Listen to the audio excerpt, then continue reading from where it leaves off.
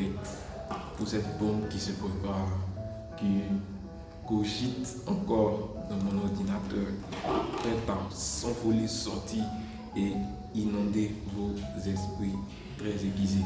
Alors, j'espère que la journée a été, j'espère que le travail a été, les études ont été, et bien, maintenant, sans plus tarder, c'est le moment de se divertir, c'est le moment de poser les esprits. Alors, on prête attention. Maintenant, place au résumé.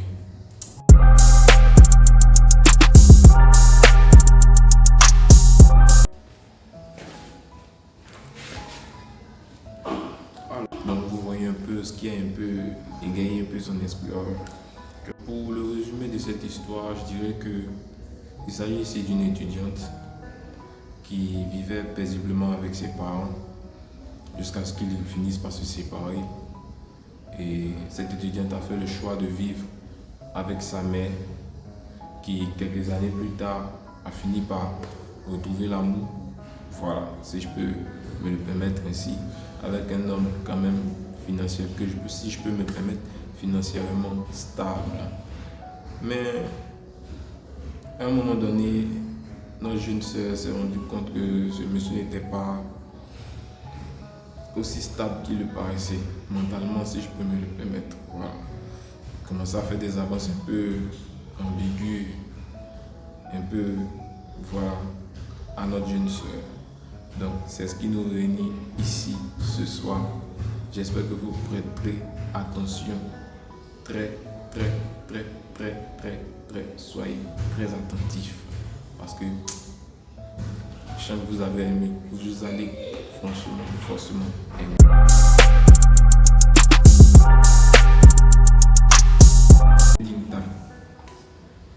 Donc, pour cette histoire, j'ai décidé de l'appeler Double Face. Pourquoi Double Face?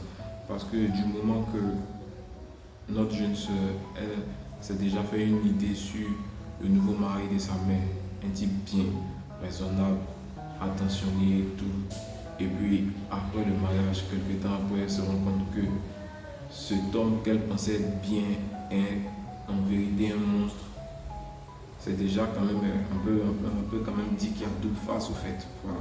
Raison pour laquelle j'ai préféré, avec l'équipe bien sûr, appeler cette histoire double face. Maintenant, on passe à la source. On prête attention les gars. Bonsoir mon Eddie. J'espère que toi et ton équipe allez bien. Merci, nous allons parfaitement bien. Elle vit sur ce pote à merveille. De toute façon, c'est les vacances. Hein? Voilà.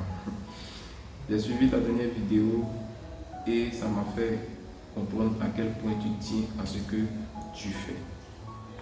J'aime bien ce que je fais. Je le fais même par amour. Ça c'est certain.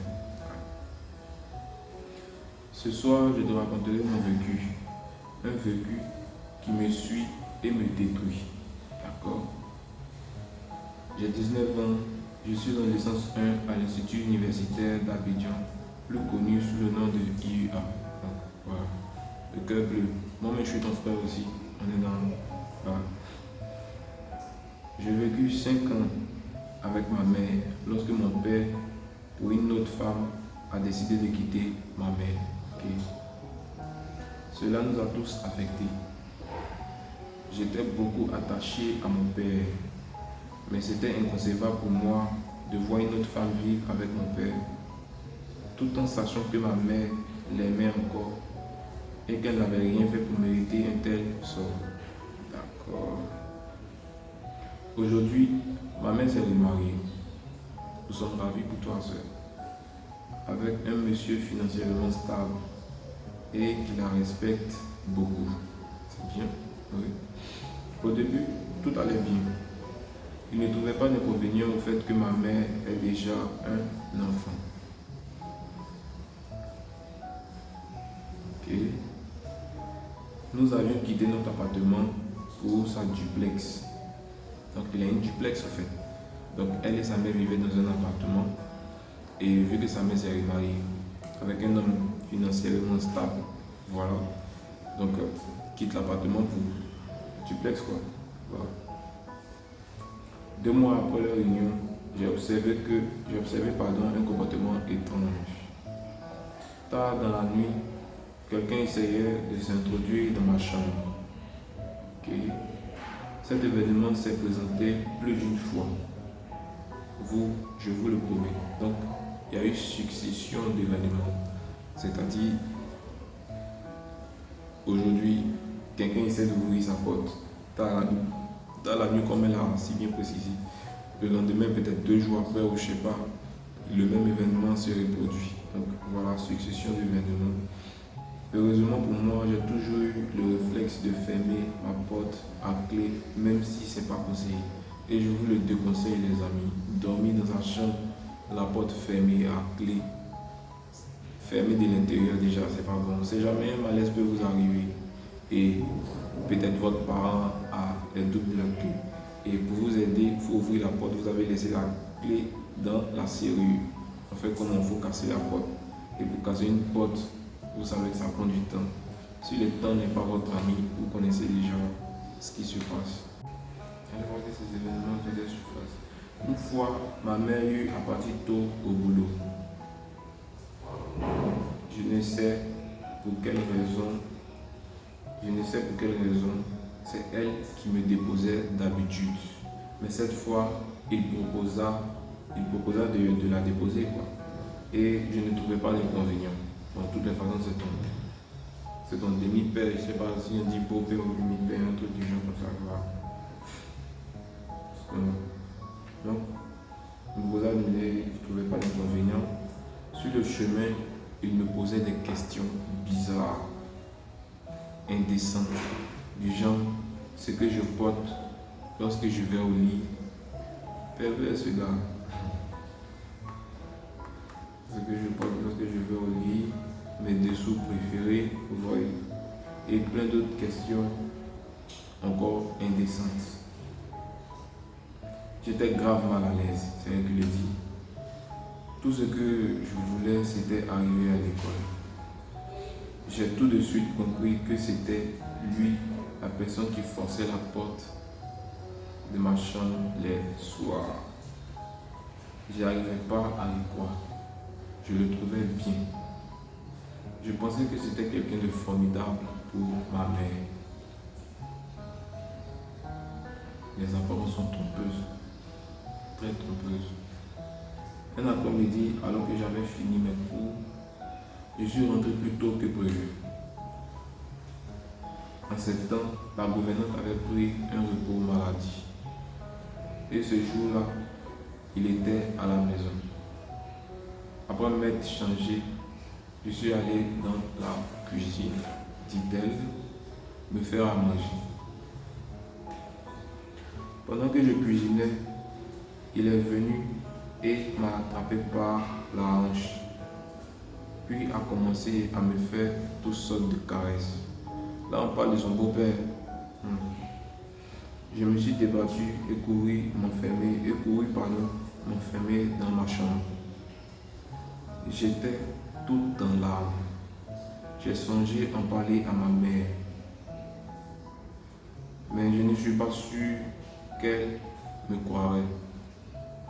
Je ne pense pas être à ma place aussi chez mon père.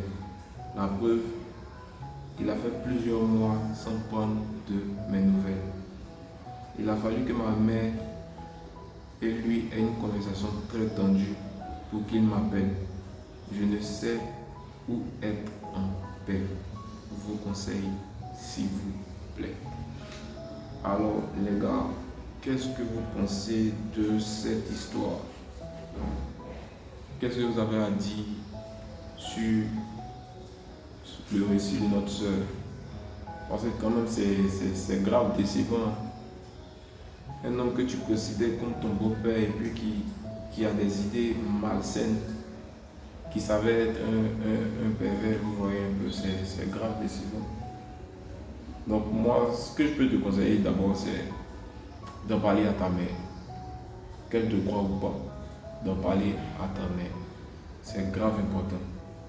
Voilà. Et comme on le dit si bien, on ne peut cacher le soleil avec les mains. De toutes les façons, il ne pourra pas rester sur sa face sa force face, au fait. Tu vois un peu. Sa force face ne pourra pas rester longtemps cachée. Forcément, un jour, ta mère se rendra compte de l'homme qu'il est réellement.